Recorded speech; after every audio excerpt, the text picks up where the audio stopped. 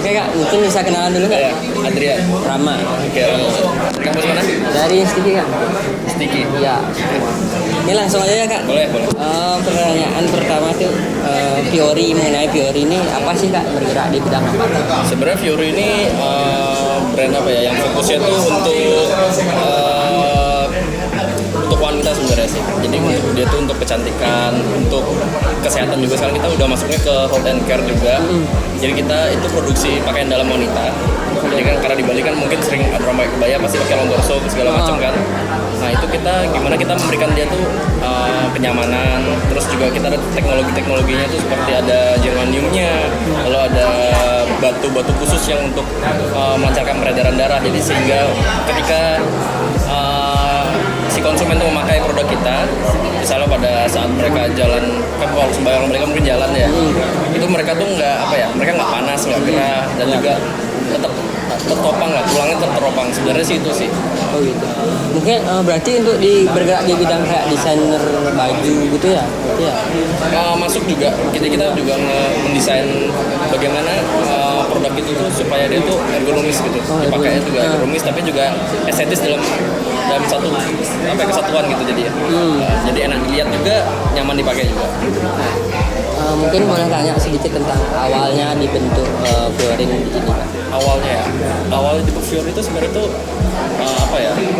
jadi waktu itu kan banyak kesalahan gitu. Sebenarnya dari orang tua juga awalnya kan, dari mama itu melihat tuh banyak kesalahan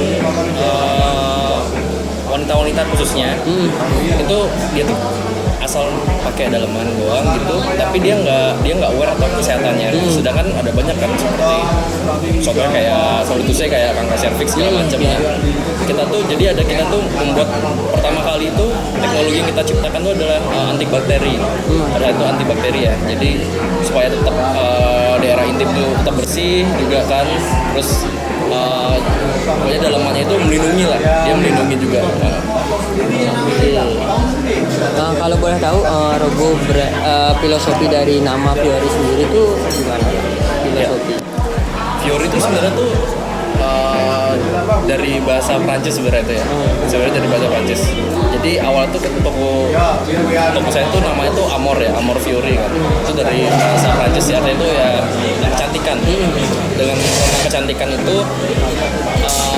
awalnya kita memang aware sih soal ya jasa beauty aja gitu, no health and care gitu kan. Tapi setelah semakin lama kita ada segmen baru nih yang bisa kita masukin itu health and care. Dan juga kita sekarang juga lagi menggodok desain untuk seperti dalam khusus untuk berolahraga beraktivitas.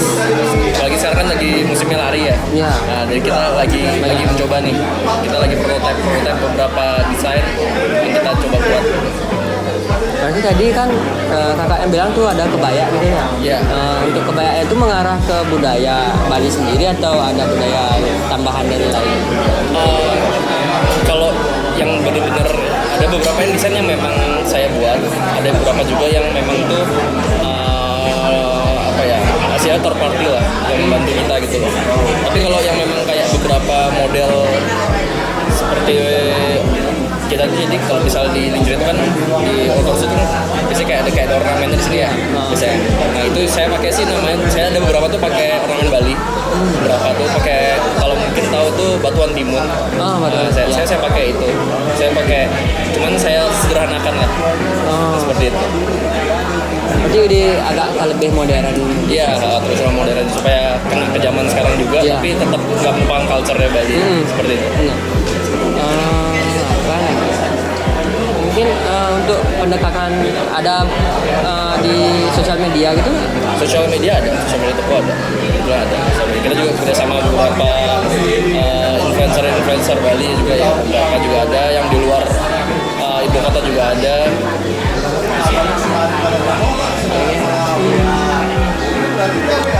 Apa Ben?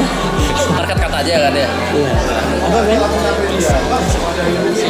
Buat nanti kita tanyain buat gimana sih tren baju Bali saat ini di Fiori gitu ya kak ya? Tren baju. Tren baju kan. Perkembangan tren bajunya gitu ya. Bahannya apa gimana? bahannya. Oke, tren anunya tuh style desainnya ya. Oke. Cek lu hidup sih.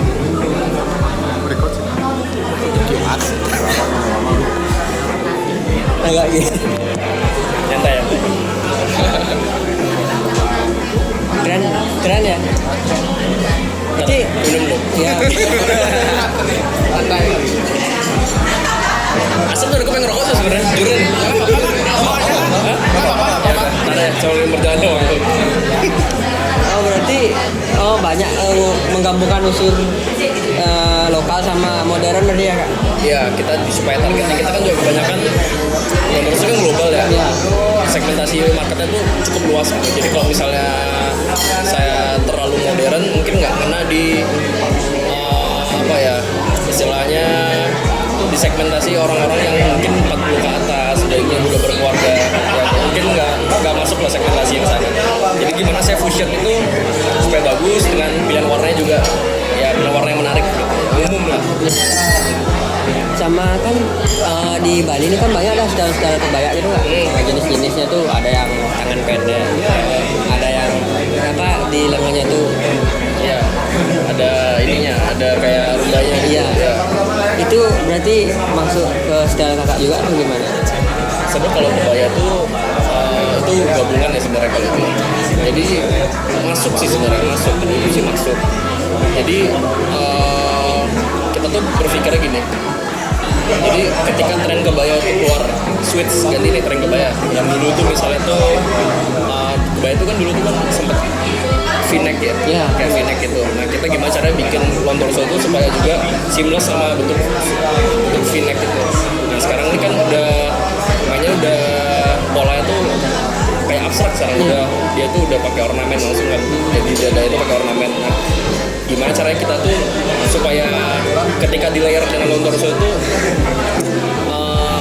nggak saling menyalip ya, istilahnya nggak saling nyalip antara desain long torso sendiri sama desain dari kebaya itu sendiri. Sama mungkin ini ke agak filosofis sedikit kan? Siap. Untuk apa ya? Ini mengarah ke kayak semiotika gitu atau nggak ada style-style yang zaman tahun 90-an gitu ya? Ada nggak Kak, style-style gitu? Kalau dulu itu kita memang bener-bener kayak pure kontemporer ya zaman waktu dulu ya awal-awal desain tuh bener-bener hampir nggak ada flat desain sama sekali. Jadi murni nggak ada geometrisnya lah, benar-benar lakukan semua. Jadi melengkung semua desain itu melengkung apa ya mengalir. Tapi sekarang kita karena juga banyak pemakai anak muda kan juga target kita kan juga masih semakin luas. Jadi kami sendiri pun juga coba desain-desain baru, jadi ada bentuk unsur geometrisnya mungkin dengan persegi bermain dengan pola segitiga kayak gitu, dimain pola geometrisnya sih sebenarnya. Untuk stylenya sih untuk di kebaya tuh banyakan minimalis, lebih cenderung ke minimalis atau agak kompleks gitu kan?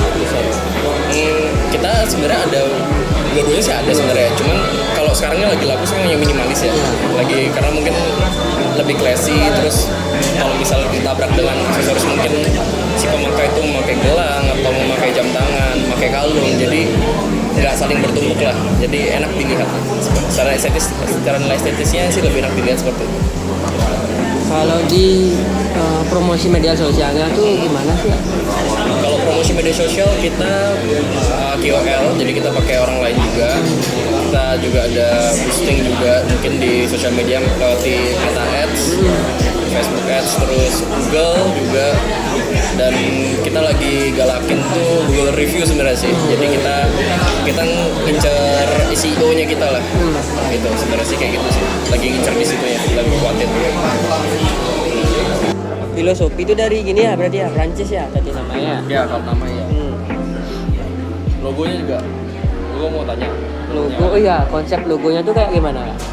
Kalau logo Fiori sendiri itu kan sebenarnya dua kombinasi warna yang dia tuh teal sama magenta sebenarnya. Itu warna yang mungkin lebih feminis lah. Iya. Jadi ngincar lebih feminis, moodnya feminis. Kalau ditarik mood boardnya itu mungkin kalau ditarik ke belakang itu boardnya tuh ya perempuan terus tegas, bold ya nggak ada gradient sama sekali. Terus tipenya tuh logo type sih dia. Oh, lu kata. Karena biar mudah terbaca aja sebenarnya sih. Sekarang segmennya kita pertama kali kan bukan anak muda awalnya. Jadi segmennya kita tuh pertama tuh ya 40 ke atas sebenarnya. Jadi kalau dengan logo gram mungkin agak sulit ya. Iya. Kalau orang yang udah berumur gitu. Mungkin kalau kita aman lah. Benar. Untuk misalnya kan pas ada yang membeli baju ini ada kemasan khususnya gitu nggak? Packaging. Iya. Packaging sih kita sih biasanya sih kalau ada pembelian besar atau enggak tipe-tipe khusus mungkin yang harganya mungkin di atas 1 juta sekian gitu mungkin tuh dapat eksklusif box ya seperti itu. Tapi kalau misalnya biasa mungkin ya kita kasih goodie bag biasanya brandingnya itu kan juga bisa dipakai buat tas belanja. Iya. Pertanyaan selanjutnya nih Kak.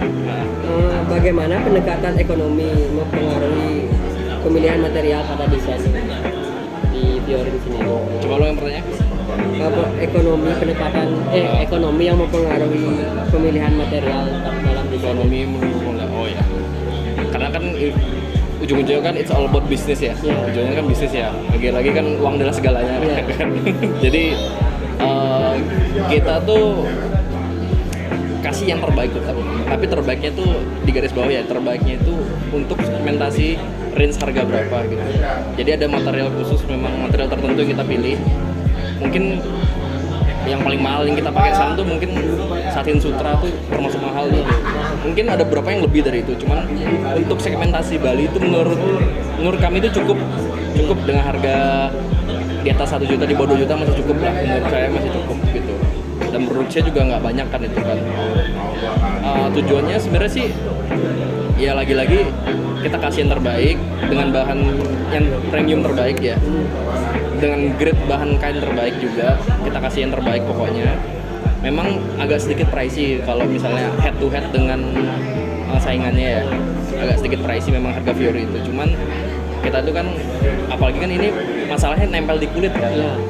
Apalagi ntar dia gatal atau alergi atau apa kan malah keluar biaya lagi tuh. Karena kan banyak tuh kulit orang tuh kan beda-beda. Iya sensitif ya.